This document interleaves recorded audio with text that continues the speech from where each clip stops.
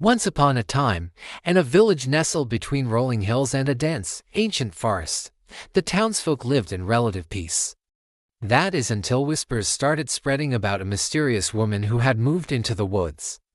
Rumors painted her as a witch, casting sinister spells and concocting eerie potions in her secluded abode near the Whispering Falls. She became known only as the Black Witch. Fear kept most people away, but there were those who, driven by curiosity or desperation, ventured into the shadowy depths of the woods to seek her out. However, none ever returned to tell their tale. And so the mystery deepened, fueling more fear and speculation. One evening, a family was gathered around their warm hearth, enjoying a simple meal and each other's company. Their young daughter, Alara, with her bright, sparkling eyes and infectious laughter filled the room with joy. Suddenly, a loud knock echoed through the house, startling them all. Whoever it was, their heavy steps seemed to shake the very foundations of their home. The father cautiously approached the door, his hand hovering over the sturdy wooden handle. Just as he was about to open it, a flash of lightning illuminated the face of the person at the doorstep. It was the Black Witch. Her piercing gaze seemed to pierce through the darkness, and her presence sent shivers down their spines. Despite their fear, the family welcomed her in. And as the storm raged outside, the three shared stories and laughter, forgetting their initial apprehension. Unbeknownst to them, this seemingly ordinary evening would soon become a chilling memory.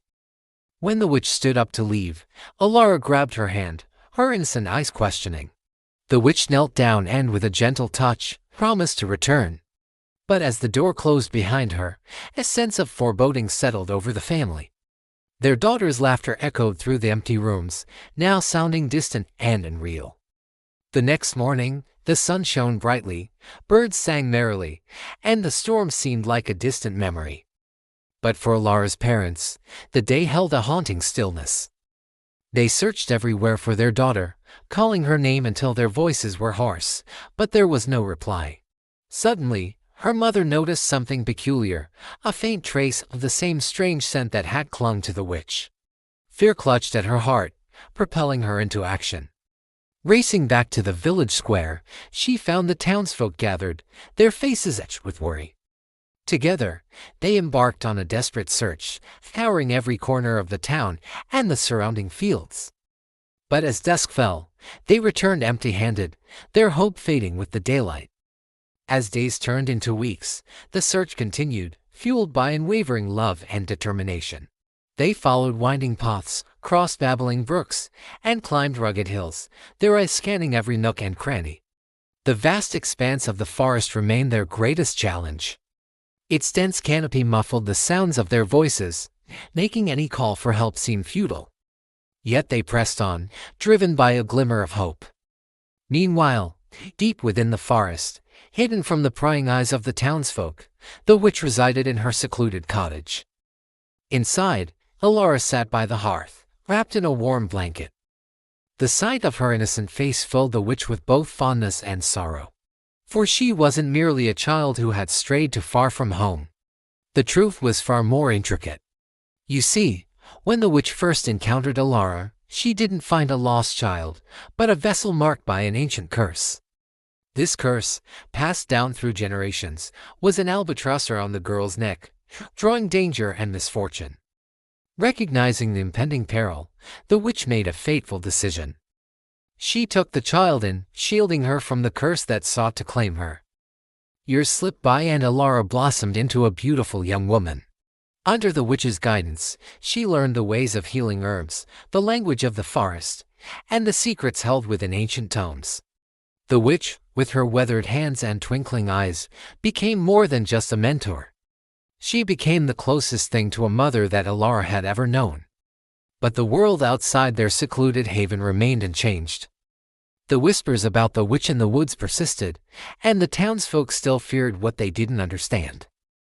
They continued to search, but now their determination was mixed with a deep sadness, knowing they might be searching for a ghost.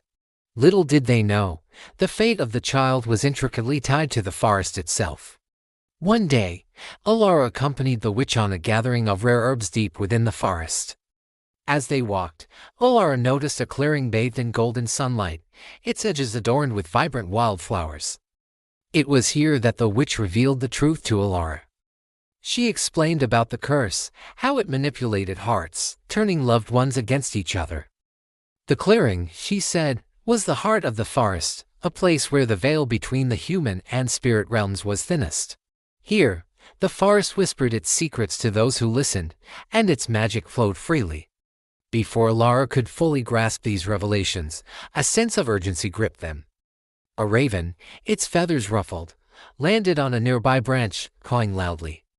In the language of the forest, it conveyed a dire warning. Someone was approaching the clearing, someone who carried ill intent.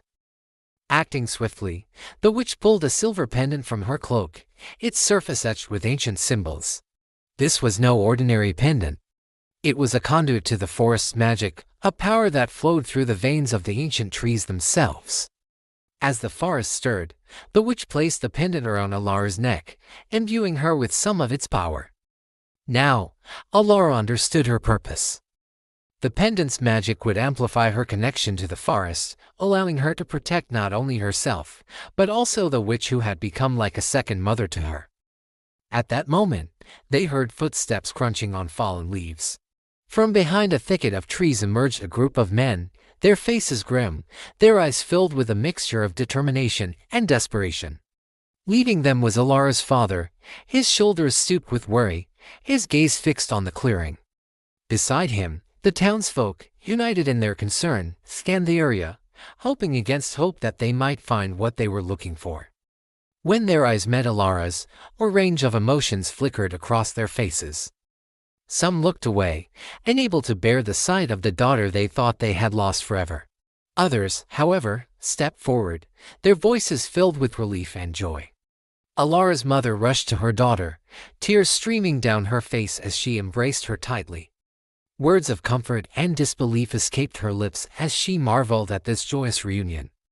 Meanwhile, Alara's father approached the witch, his expression a mix of gratitude and apology.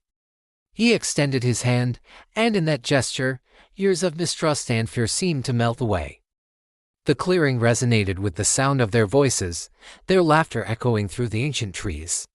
The forest, as if celebrating their reunion, rustled its leaves in approval. However, this moment of unity was short-lived. As the celebration wound down, a chill wind swept through the clearing, sending a shiver down their spines. The joyful atmosphere evaporated, replaced by an unsettling tension. Standing before them was a figure cloaked in shadows, its face obscured, its eyes gleaming with an eerie light. This was no ordinary person. It was the embodiment of the curse, drawn to Alara as its unsuspecting prey. As the curse approached, the forest's magic, sensing the impending danger, surged around Alara. The pendant on her chest glowed brightly, amplifying her connection to the forest and its powers. With newfound strength, Alara confronted the curse, her voice echoing with the magic of the forest. The clearing became a battleground, not of swords and shields, but of wills and magic. The fate of Alara, her family, and the entire town hung in the balance. And as the struggle intensified, Alara realized the true depth of her powers and the sacrifices made to protect her. The fight was fierce, but ultimately Alara prevailed, banishing the curse back into the shadows from which it had come. With the immediate danger over, a profound silence fell over the clearing. The townsfolk, still shaken by the ordeal, turned to Alara and the witch, their expressions a mixture of awe and gratitude. In that moment, they realized that their fears had blinded them, causing them to overlook the bravery and selflessness displayed by these two extraordinary women. Alara, with the support of her family and the townsfolk, began to heal the wounds inflicted by the curse, not only on the land but also on the hearts of the people. The witch, her mission complete, prepared to depart, leaving behind a legacy of wisdom and courage. As the sun set, casting long shadows across the clearing, the townsfolk gathered for one last farewell. Tears glistened in their eyes as they bid adieu to the woman who had saved them all. With a final wave, the witch disappeared into the forest, her footsteps echoing the rhythm of the ancient trees. Alara watched her go, her heart filled with love and respect for her adoptive mother. As the days turned into weeks, Ilara's life in the village took on a new rhythm. No longer was she just a villager's daughter. She was Ilara the Brave, the girl who had stared into the abyss of darkness and emerged with her spirit unbroken. The memory of the witch in the woods became a beacon, guiding the villagers to be better, braver, and more compassionate towards each other and the world around them. And deep in the forest, the ancient trees whispered tales of the witch's bravery, ensuring her legend would live on through the ages.